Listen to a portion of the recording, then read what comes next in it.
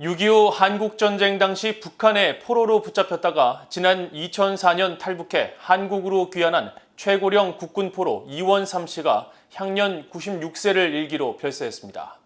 한국전쟁 비극의 한 단면인 국군포로 문제가 다시 주목받으면서 북한의 반인도 범죄를 규탄하고 국군포로의 명예를 회복시켜야 한다는 지적이 이어지고 있습니다.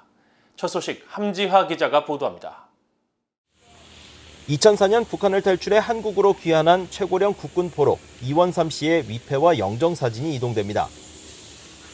유족과 한국군, 국군포로 송환위원회 관계자들의 애도 속에 국립서울현충원에 안장된 고 이원삼 씨. 향년 96세인 고인은 한국군 창설 멤버 중 한 명이었습니다.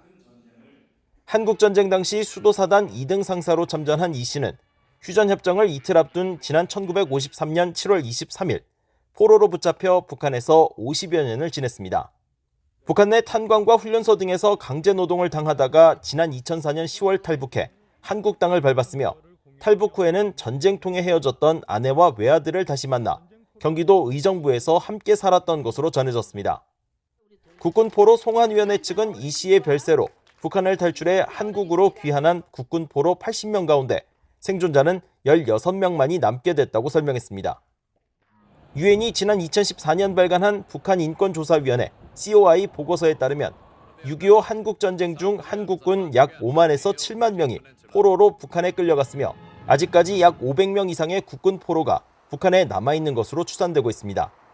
한국 정부는 국군 포로 대부분을 전사자로 처리했으며 북한은 국군 포로의 존재 자체를 부정하면서 이들을 전후 복구 건설을 위한 노역에 투입해 대부분 탄광에서 노예와 같은 삶을 산 것으로 전해졌습니다. 국군 포로들의 진상 규명을 돕는 북한 인권단체 사단법인 물망초의 박선영 이사장은 북한 당국의 국군 포로에 대한 반인도적 행위는 제네바 협정 위반이라며 국제 규범에 비춰 이 사안을 전범 재판에 회부하도록 한국 정부가 힘써야 한다고 강조했습니다. 우리 민족의 문제니까 우리가 푼다. 우리 민족 문제는요, 이 국제 규범에 맞게 이것을 풀어야 정치적으로 악용되지도 않고 공정하게 할 수 있는 방법은 그거밖에 없어요. 한국 국회 제1야당인 국민의힘 조태용 의원은 최근 국군포로 진상규명과 명예회복법을 발의하면서 한국 정부가 관심을 갖고 국군포로들의 헌신을 기억해 이들의 명예를 회복해야 한다고 강조했습니다. 군포로에 대해서는 한 번도 정부 내에서 체계적으로 조사하고 명예회복을 위한 조치를 취하고 한 그런 일이 없었습니다. 또 일단 정부 내에서 좀 위원회를 늦었지만 만들어서 국군포로에 대해서 우리가 알 수 있는 많은 것을 최대한 많이 확보해서 역사의 기록으로 남기고 그분들에 대해서 명예를 회복할 수 있는 방법을 찾아서 명예를 회복하고 하는 것이 필요하겠다고 생각해서 법안을 낸 것이 제일 크고요.